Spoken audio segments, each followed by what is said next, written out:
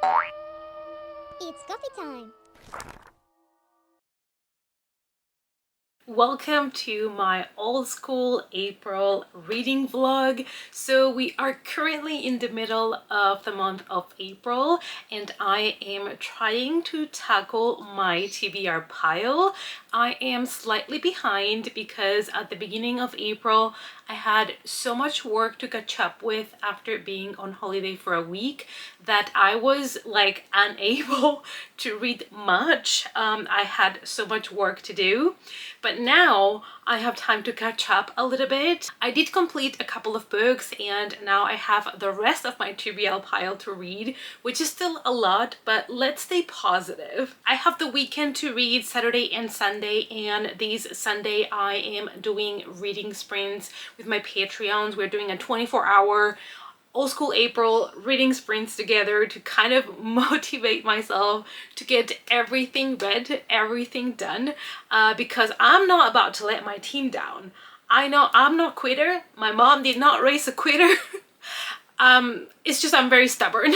So if I say I'm gonna do it, I'm gonna do it because I'm stubborn AF. So we're gonna do it and we're gonna sit down the whole weekend and we're gonna get a huge reading session this weekend. Also, it's the first weekend where I actually have time off from work, which is uncanny, has not happened in a long time.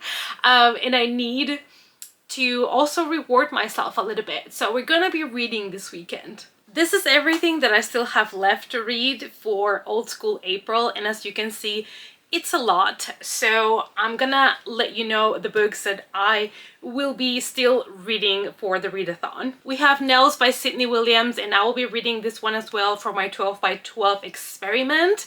So this is one that I'm really excited to read to see if I enjoy it, because this was Kelsey's recommendation to me for my 12 by 12 video series.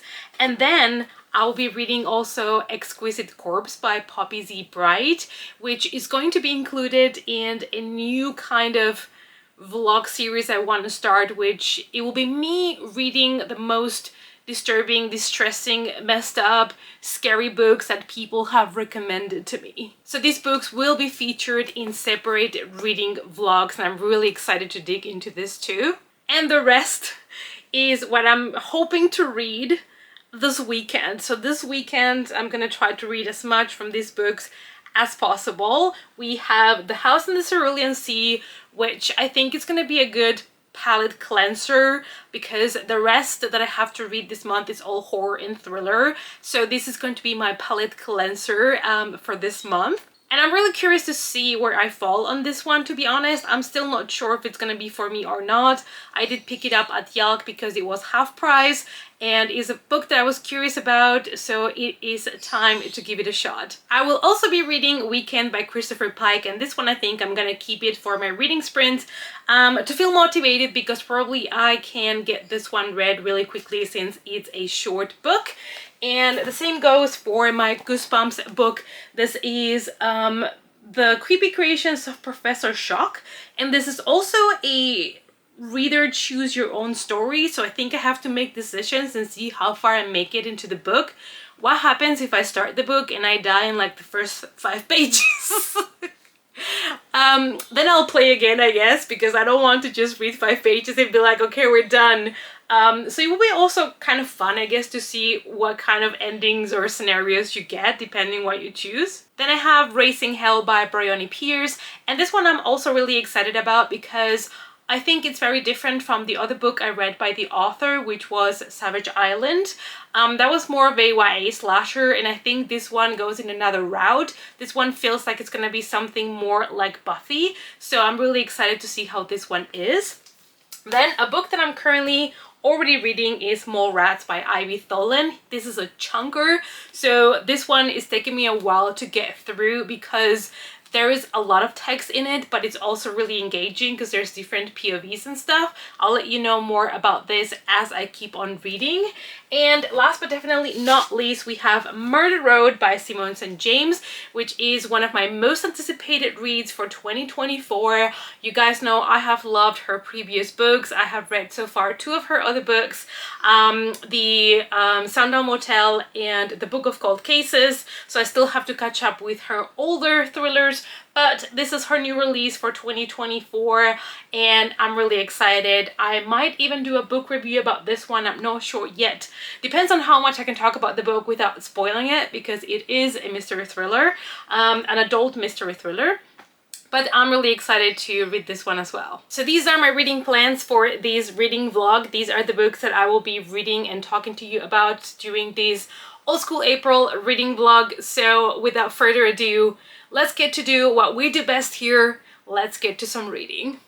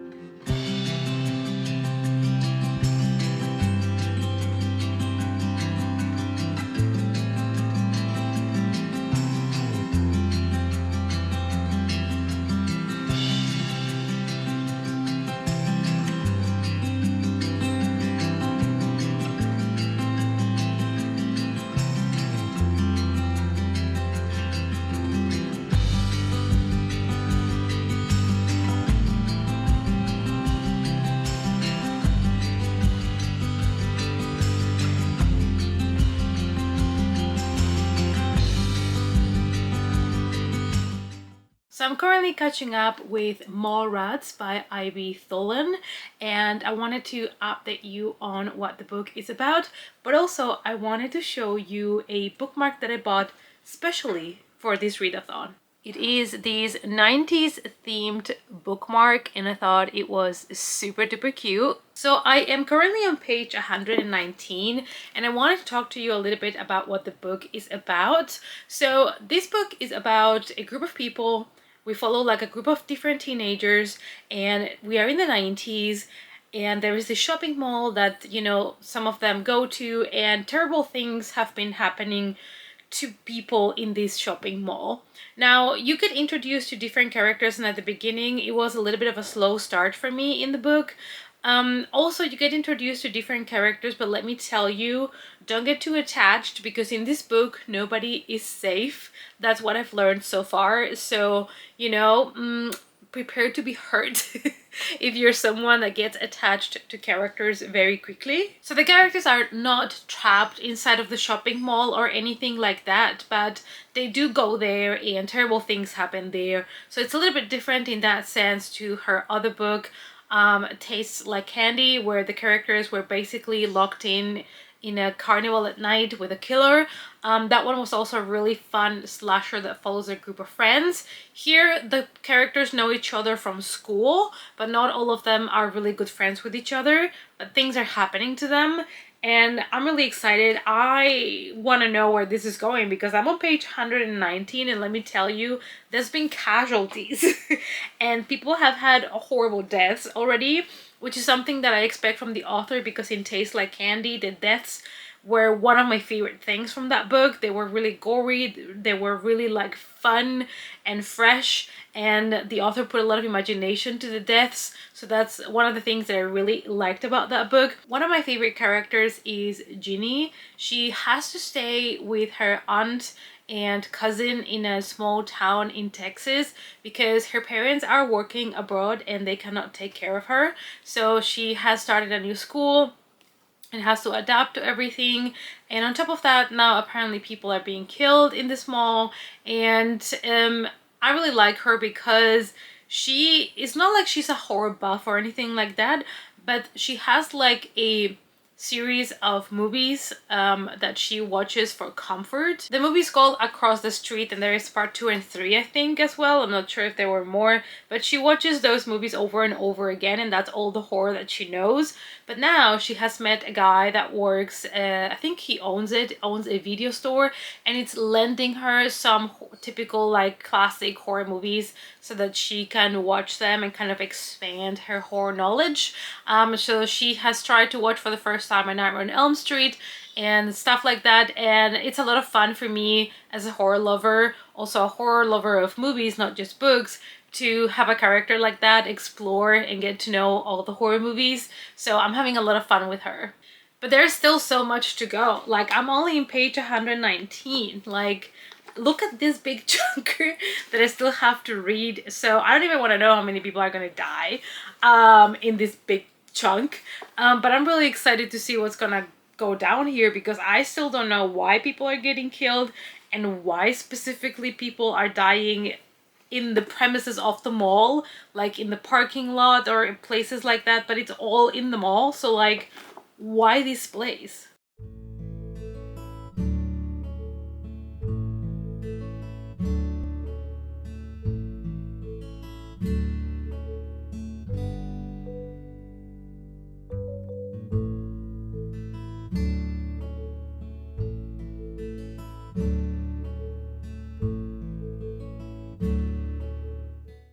We are in page 150 now, and I would like to report that 2 more people have died in those pages, which is amazing. I'm liking the page to body count.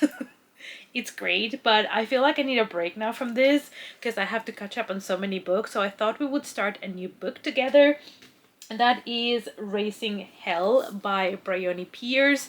And this one I'm excited about because it looks like it's gonna be full of magic, a little bit like Buffy, and I think our main character has a cat that always goes with her, so I'm also excited for that part. Apparently Ivy and her friends did something, and that allowed some sort of black matter that turned into black magic into the world, and now they have to fight against it. So basically they did an oopsie and now they have to fix it. And now Ivy is trying to fight against these forces of evil together with the cat. And the cat is possessed by her grandmother's soul, I believe. So it's almost like having her grandma with her while she's fighting evil, but it's, you know, in the shape of a cat.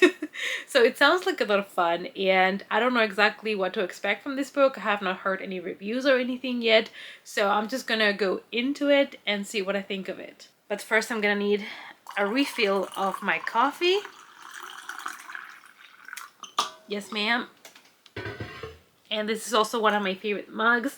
You've seen it before, but it says everything tastes better with cat hair in it.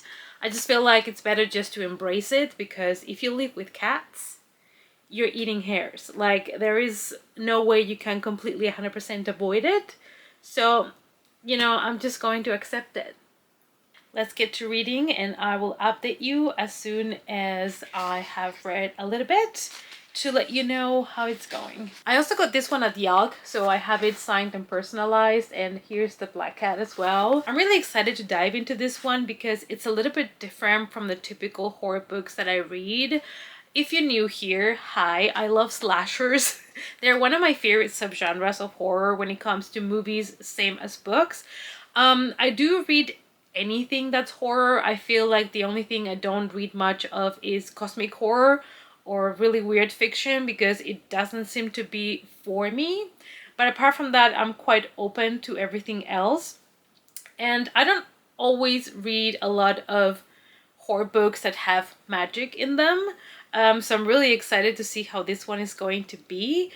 I've mentioned before, I've only read another book by this author, and that was Savage Island, which followed a group of friends, and they go to an island to play a game to win a prize, but then things go downhill. So it was a very different type of book. It was more grounded in reality, and this one is more magical.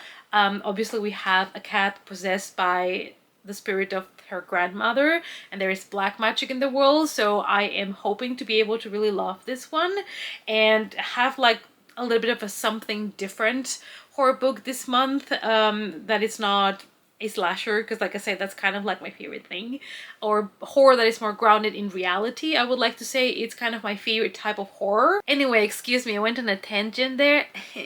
So we're just gonna get into the book now, and I'll let you know as soon as I have my first thoughts.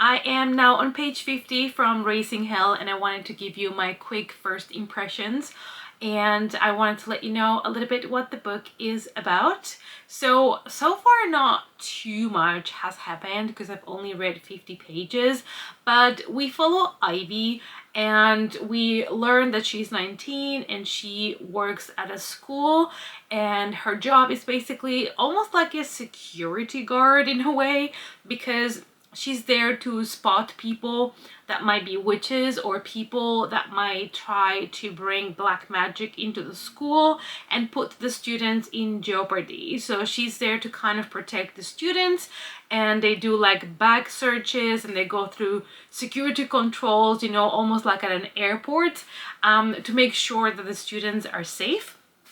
And we follow her in one of these days where she's there working, and things don't go really well that day. It doesn't go well, let me tell you, but it's a lot of fun, and we have been introduced a little bit to the magic, spells, you know, the books that have the spells, and there's been hellhounds, which I love hellhounds. I always loved it since, you know, watching Supernatural, hellhounds is a recurrent thing in the show, and I've always loved them. And now we are kind of going a little bit backwards to learn more about her life before this kind of magic landed in the world. And as the synopsis said, I guess what they did is what brought the magic into the world. So we learned that she and her friends did a spell when they were, I think, 15. And that might have been what caused all the black magic to come into the world. I'm not there yet, but they have just performed the spell, and it didn't go as planned. So I'm guessing that's what triggered all of these magic into the world. So far I'm really enjoying it. It's easy to read. I'm having fun with the characters, and I want to know more about Ivy, a bit more about her life. We have briefly been introduced to her grandmother, aka the cat. And it's fun because she's trying to make the cat sound like a grandma, but also like a cat. And I think she has succeeded so far. I mean, it was just a little scene with the cat, but I really enjoyed that. So I'm having a lot of fun with these. So the plan for the rest of the day today is to keep reading these two books, but I don't want to stress about it too much because I have a full reading day tomorrow. I have a 24 hours readathon tomorrow, so I want to be fresh for it. I don't want to read too much today and then tomorrow not be in the mood to read the whole day. So we're also gonna watch a movie today because my partner says he doesn't remember watching Ready or Not, and I need to fix it. So last night we went to watch Abigail, which I would recommend you guys to go and check it out if you were considering it. It is about this group of people. They're kind of like underdogs, and they are all hired to kidnap a little girl, and things don't go as planned. So that's what I'm gonna tell you. I will also urge you not to check any synopsis or the trailer of the movie. Just go into it without knowing absolutely anything. Just what I told you, that's enough. You don't need to know anything else about the movie. It was amazing. I had so much fun, and I'm definitely gonna pick that up when it comes out in physical form. But of course it reminded me of the other movie by the same creators, which is Ready or Not. You know, the same guys that did Ready or Not did Abigail, and Ready or Not was such a fresh slasher movie, and such a good trope for the final girl trope. And I was telling, you know, my partner when we finished the movie, like, you can tell the same people did it because certain things that are kind of happen in both movies. Not gonna spoil anything, but these are two movies that I would recommend if you have not seen any of them. So tonight I'm gonna watch Ready or Not because he says he doesn't remember watching it, and that's unacceptable. So we're gonna change that. He's welcome. Anyway, I'll probably see you guys later today or tomorrow with another update. And tomorrow I do want to wake up early. I have the first reading sprint with my Patreons at 10 in the morning. I'll probably wake up a couple of hours before so I can get ready. I can get all my coffee done. I can get into the mood. I can start reading because it is a 24 hours readathon, and I am better at waking up early than staying up really late because I do tend to get tired at some point. So I think my strategy is going to be to wake up early and start reading as much as possible already in the morning with my coffee, and then try to push through the day.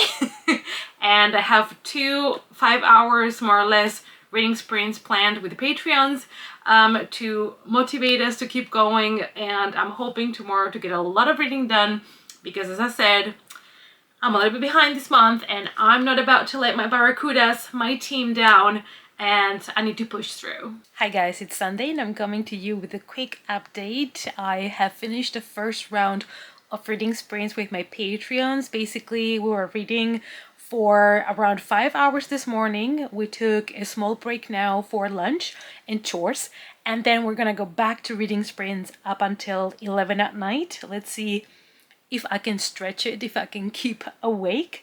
So I wanted to update you a little bit on the things that I have been reading. Also, look at this massacre of books over here. We're doing the sprints. So I have here a bunch of things that I am trying to read, my Kindle, and of course my laptop where I'm hosting the sprints. Let's do a quick recap. So I read a little bit more of Moorats by I.B. Tholen, and I'm really intrigued about this one. We are in page 180, and I still don't know the killer's motives for targeting these people. I have my suspicions, of course, and more people are being targeted and more people are dying. So this is a great book for people that love to see creative, fun deaths and love a good slasher. So this is definitely one that I would recommend for those people. But like I said before, I think I've mentioned it, but it's quite chunky, so it does take a little bit to get through. I've also read a little bit more of Raising Hell by Bryony Pierce, and I'm really enjoying this one. So I am now on page 66, and we got to know how the rip in the universe happened, how that dark matter that caused the dark magic to come into the world happened. And they did mention that the people that actually are able to control the magic and do the spells is mostly teenagers, because there's something about the hormones in teenagers that allows them to connect with the magic, and adults don't have the same connection to the magic. And so because Ivy feels like she was responsible for this bad magic to come into the world, that she needs to try to protect especially the children and the teenagers, which are the ones that can use it and therefore put themselves in danger playing with this magic and the spells. So really intrigued to see where this one is going to go, and if Ivy is going to be able to stop this magic once and for all, or if the world is going to be plagued by this magic forever. And then I did finish a whole book during the sprints, and that is Weekend by Christopher Pike. Now, this has not been one of my favorite Christopher Pike books yet, sadly, but it was entertaining enough. It is about a group of friends, and one of them got poisoned, and they still think it might have been an accident, but on the other hand, they feel like one of them might have been the responsible one, that one of them might have poisoned their friend. And so they are on a holiday trip to Mexico, and they start to try to remember what happened that night when their friend got poisoned, and they try to figure out who was responsible for that. There's a little bit of something, I wouldn't say magical to the story, but there is something that the author tried to weave into the story, something that is related to a tale. And I didn't really enjoy that part. I think it would have been better if this would have been a full-on just murder mystery thriller kind of thing. So this was not 100% my cup of tea. I would say though I did enjoy the second half more than the first half of the book. So if you like Christopher Pike, I would still recommend it, and it was a quick fun read. But it's not been my favorite by Christopher Pike. I think my favorite by him still remains Spellbound, I think it was called. That has been my favorite one so far, and that one was bonkers, but it was the right kind of bonkers. Even though it is Sunday, I did get a book delivered to me today and I wanted to show it to you guys, and it is this Chunky Boy. It is a non-fiction book and it is called The Mammoth Book of Slasher Movies by Peter Normanton. If anybody's interested, I found this on Amazon for a really good price. It was only like 10 euros, so I decided to grab it because it is a very complete guide of slasher movies. There are, I believe, 60 different movies here. The inside is quite simple. It's just like the list of movies, and they tell you a little bit about them and the type of slasher that it is. It is an old book. It is from 2012, so it's not gonna have the last horror movies, but I thought this one would be a lot of fun to read as I am watching the movies or rewatching them. There are some classics here. This is from '74, the original Black Christmas movie, which is amazing, and I would love to revisit it. So I'm gonna treat this almost like a TV guide, and I'm gonna watch the movies and read about them, and it's probably gonna take me a couple of years to get through all of it, but I'm gonna just take my time and enjoy it. Here's another great recommendation. 28 Weeks Later, which is getting finally the third movie, and Cillian Murphy is gonna be on it. I love Cillian Murphy, in case you don't know. So yeah, I'm really excited about this book. It's in alphabetical order, so it means that I will not watch the old movies first and then the new ones. It's all mixed, so it's perfect. So I get movies from all different years. And yeah, this was a great find on Amazon. As for the next reading sprints, I think I am going to read my Goosebumps book because it's very short, so I can get this one done. And I'm gonna keep reading from the books that I have already started, but I'm gonna treat myself, and before the night is over, I'm gonna start Murder Road by Simon St. James, and this has been one of my most anticipated books for 2024, simply because everything else by the author that I have read I have really enjoyed. And I might not talk too much about this book in this vlog because I think I might do a separate video, a book review on this. So I will be taking notes and yeah, I'm really excited to start this one today as a treat.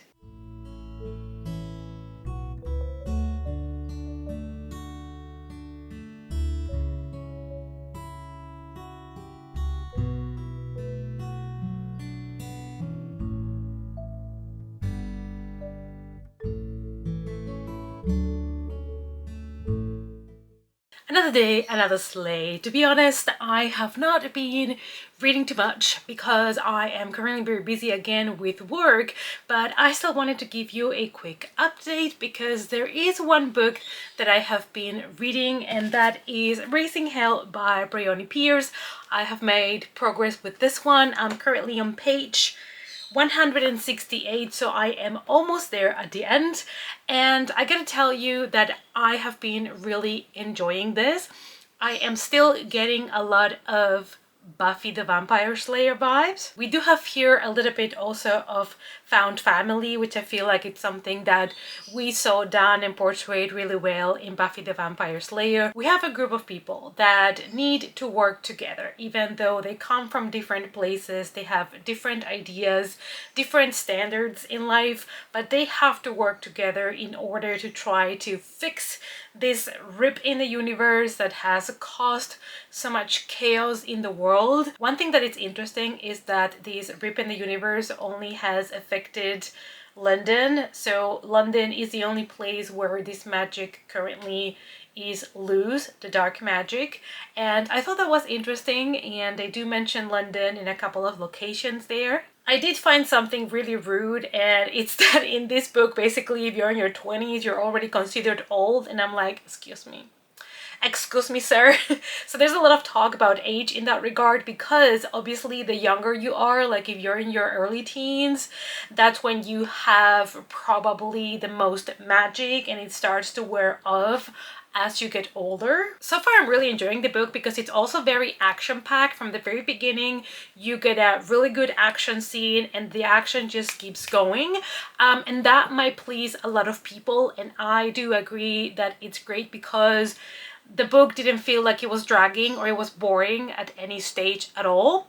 But the fact that kind of like the background of how this all happens, it's explained in briefly conversations or like a small flashback that we got, kind of has me thinking, what if this book would have been a book series where the first book was kind of like how we got to create that rip in the universe, what happened, which is briefly explained here, but very like a little bit kind of like brushed over because we don't have time in this book to explain everything. So what if like book one would have been the explanation of what happened to cause this rip in the universe and the dark magic starts to seep in the world, and then we end up with a cliffhanger, and then book two is, you know, Ivy trying to fight back because she feels responsible for this.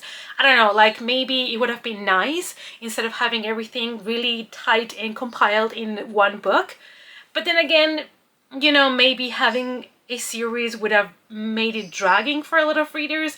I guess it's a preference, but I feel like this book has a lot of action and it doesn't have time to develop the world or the characters as much as I would have hoped. I feel like we're just running with the action, and then briefly there's a little flashback here to explain something or a commentary on a character so we understand a little bit more about their background. It's kind of like just pushed in between so that we have more context.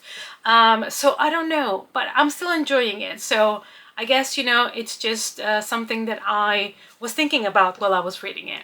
Now, sadly, I have to go back to work, so I will catch up with you guys once I have more time to read, because this week is busy with work.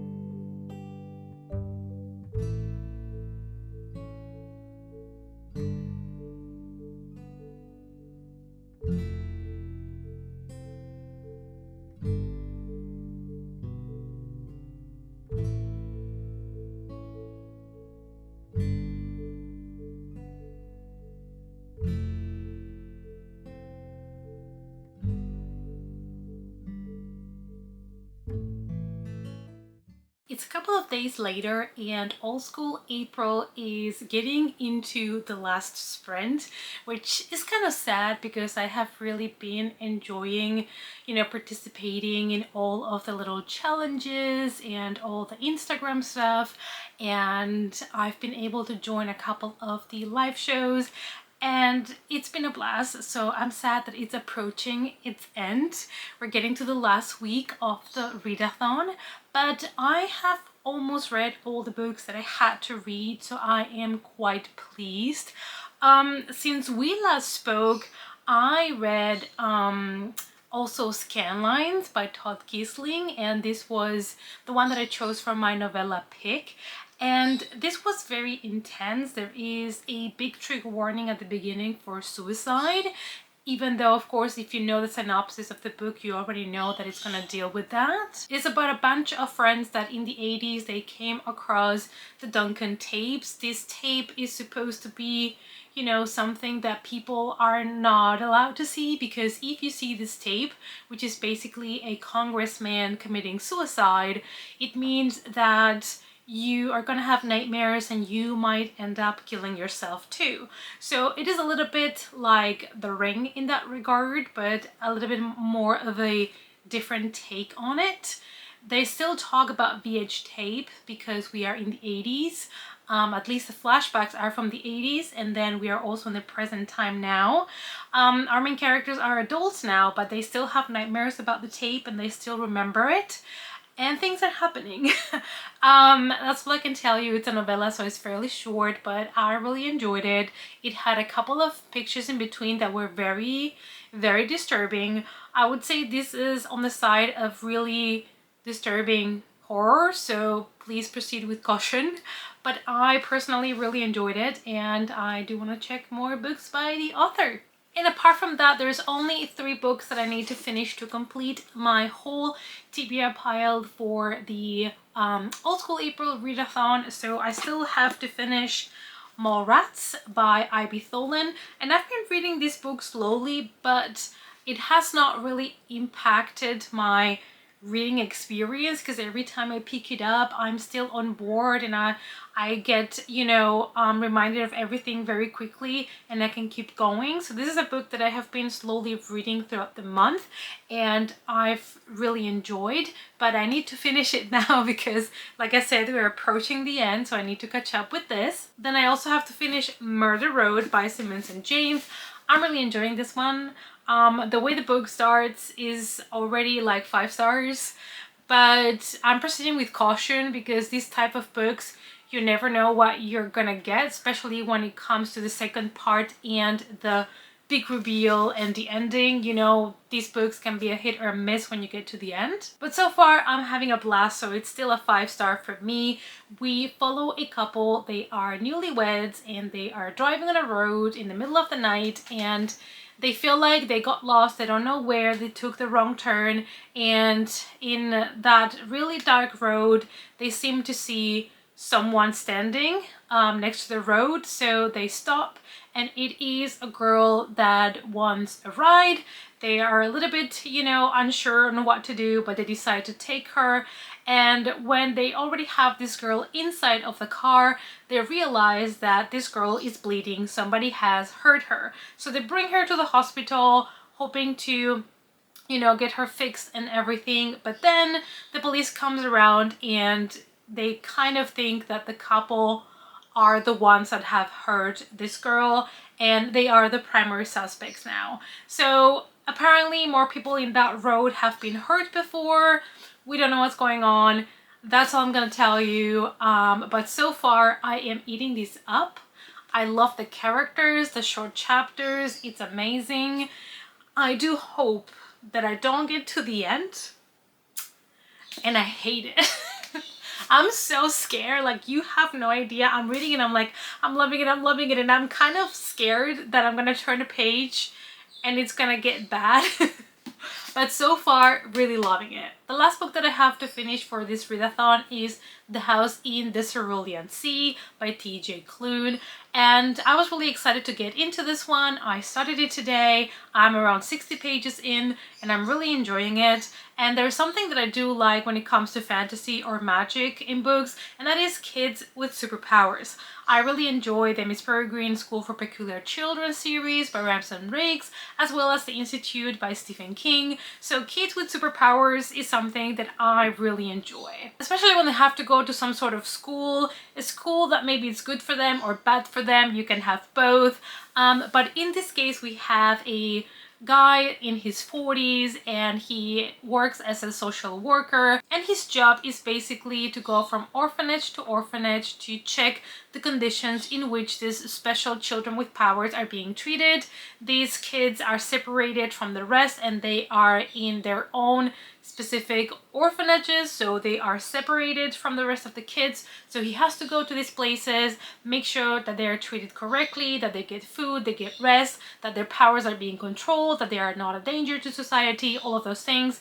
And, you know, check that the management in these places is good, and then he makes a report to let them know if this place is good or is bad or what needs to change. So kind of like a regular social worker thing, but in this case we're dealing with kids that have superpowers, so it's a little bit different.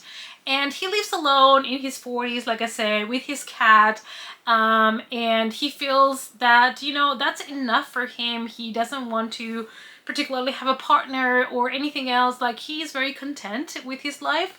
But then one day management calls him and they give him a very important mission. Extreme upper management calls him into a meeting and tells him that he's gonna go to an orphanage, that it is in an island where there are 6 kids with superpowers, and he has to stay there for a whole month and do a full report on everything that's going on there.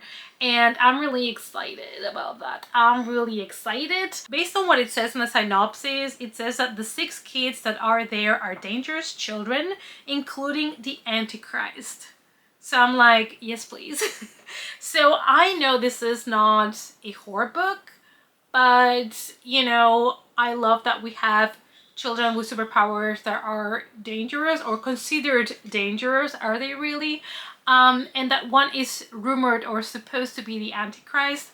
That is something that is really, you know, interesting me at the moment, so I really want to keep reading to find out more. But I just wanted to give you a report so I could finish this reading vlog and upload it for you guys, because like I said, we're approaching the final kind of like week of the readathon, and I just wanted to wrap up the vlog. So these are the 3 books that I need to finish in that week in order to complete my whole TBR. I think it's very doable, and you know, it's been a lot of fun to participate in the readathon as every year.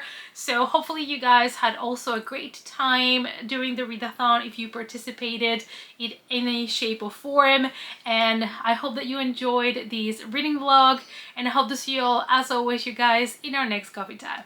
Bye!